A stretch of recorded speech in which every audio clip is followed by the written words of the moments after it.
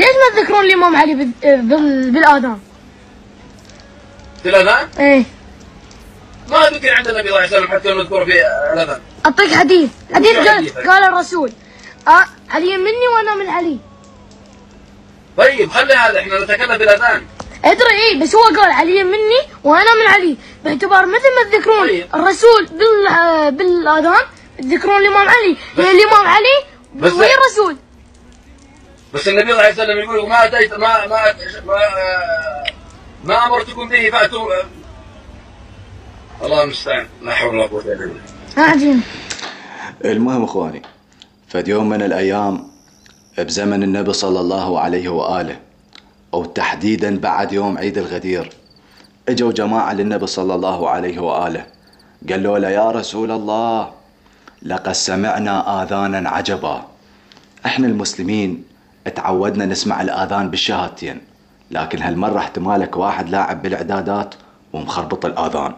النبي صلى الله عليه وآله اتعجب وظل مصدوم، قال لهم خير شكو ومنو هذا الواحد؟ قالوا له أبا ذر الغفاري، اليوم صعد يأذن وإذا به يقول أشهد أن عليا ولي الله، وهاي بدعة يا رسول الله. فالنبي صلى الله عليه وآله رزلهم وطيح حظهم، قال لهم ملكم ملاعين الوالدين، هاي بدعة. جاء أمس لما جمعتكم بالصحراء وحرارة الشمس تحمس المطي، وصعدت على أقتاب الإبل ورفعت يد الإمام علي عليه السلام للسماء وحتى باطاته طلعت، شنو يعني؟ أريد أسوي لكم دعاية مال حلاقة مثلا؟ غير قلت لكم من كنت مولاه فهذا علي مولاه، اللهم وال من والاه وعاد من عاداه. أكثر من هذا بعد؟ وهسه جايين والله أبا ذر يقول أشهد أن عليا ولي الله بالآذان، ولكم أنتم صدق ما تستحون وطلعتوها من ماعونها، ومو مال واحد يكمل لكم دينكم ويسويكم أوادم لأن تعودتم على عبادة الأصنام وأكل القاذورات.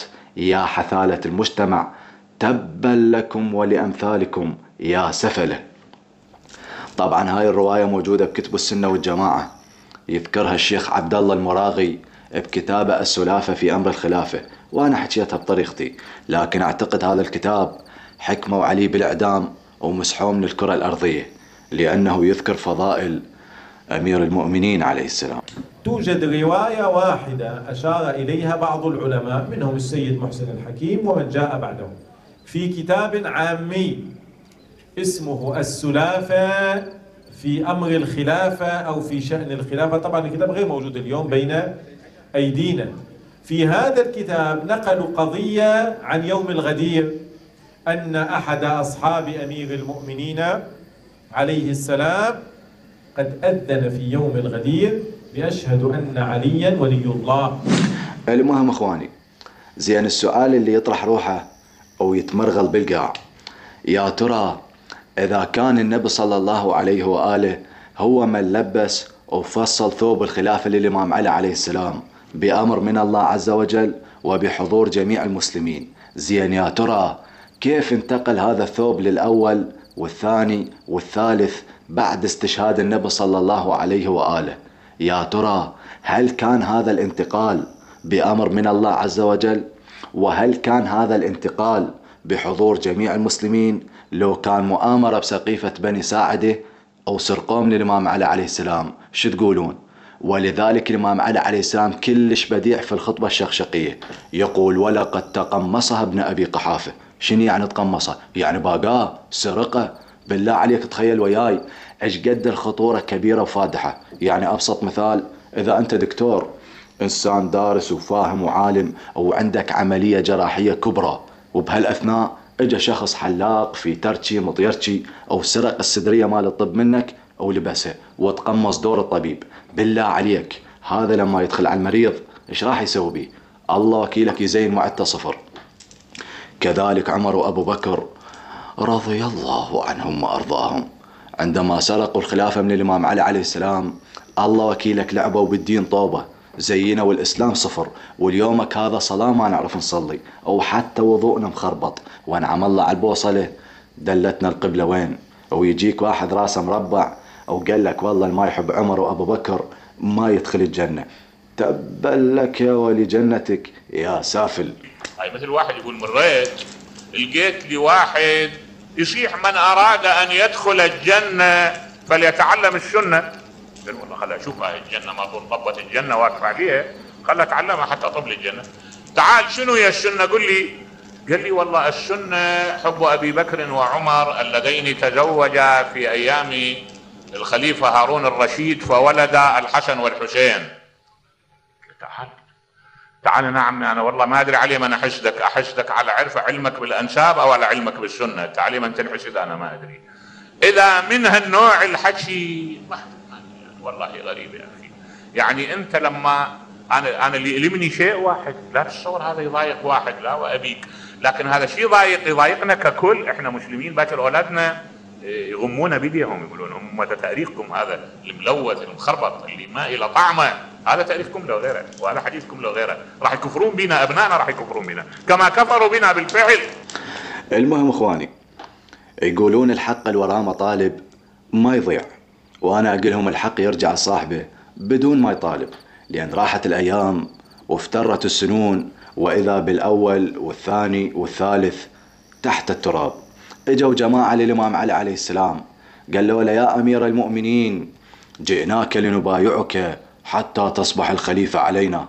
اذ في البداية الامام علي عليه السلام رفض رفضا قاطعا، قال لهم ان خلافتكم الدنيوية هذه، خلافة المناصب والكراسي، اهون عندي من عفطة عنز. المهم لا تقول له ولا اقول لك، جابوا ثوب المسروق لبسوه للامام علي عليه السلام. هنا بدت الناس تتنفس، رجعت الحياة طبيعية، الإسلام بدأ يزدهر، لأن الإمام علي عليه السلام ساوى في الحكم بين الضعيف والقوي وبين الفقير والغني، ولم يفرق بين سني ولا شيعي ولا أعجمي ولا عربي، بل الكل سواسي كأسنان المشط.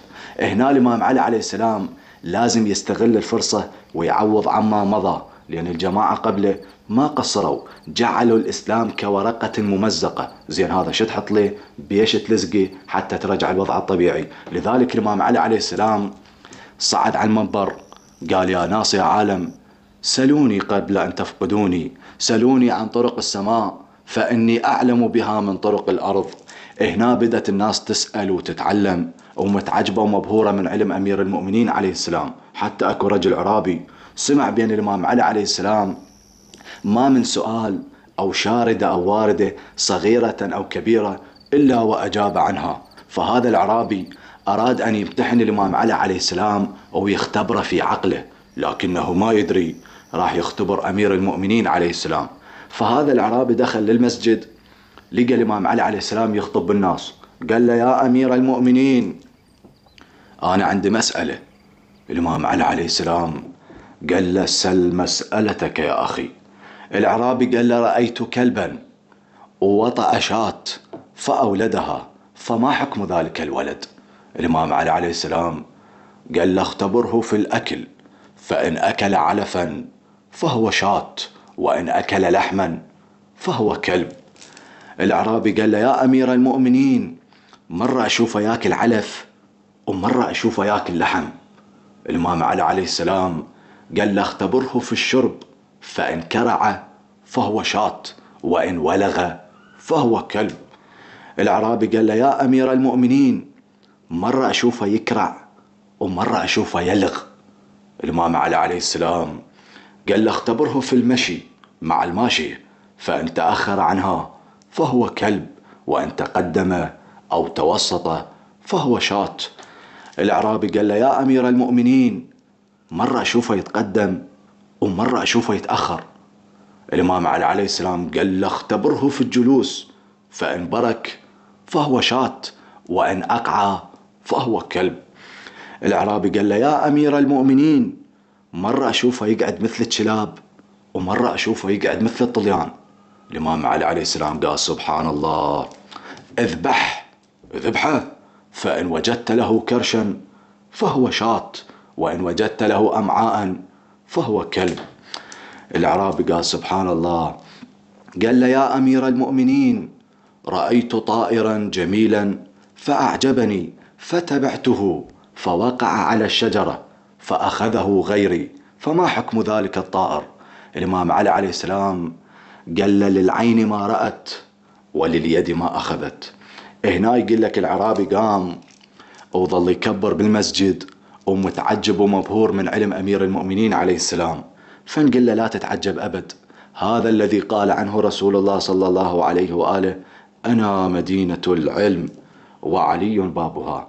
ولو الجماعة أولوا هذا الحديث قالوا لا، النبي عليه الصلاة والسلام يقول: أنا مدينة العلم وعالي بابها، وعمر وأبو بكر حيطانها، وعثمان بن عفان سقفها.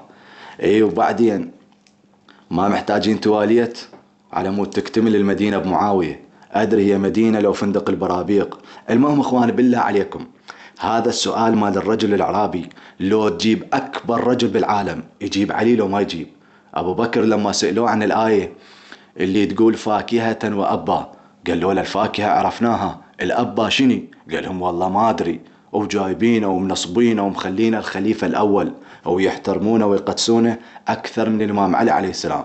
ويجيك واحد راسه منقر وقال لك والله الإمام علي عليه السلام مو مال حكم، الإمام علي انطيه سيف ويظل قاتل، يقاتل خالتك لو حبوبتك آكلة الأكباد. إذا الله سبحانه وتعالى رافعه ومنصبه ومعلي شانه، تجي أنت براس المنقر تقول الخليفة الرابع ليش؟ مو هذا ظلم؟ علي عالي على كل عالي ما عدا الرسول، علي عالي على كل عالي، علي العالي من الرب، علي ما نصبك منصوب لكن بالنصم نصاب، علي عالي. يا كوكب خبر مسند إلك تحت العريش مسند، لو لكن فينا الإسلام يا علي لا عابد ولا معبد، لا عابد ولا معبد. علي عالي علي عالي على كل عالي، علي العالي من الرب، علي ما نصبك منصوب لكن بالنصب نصب.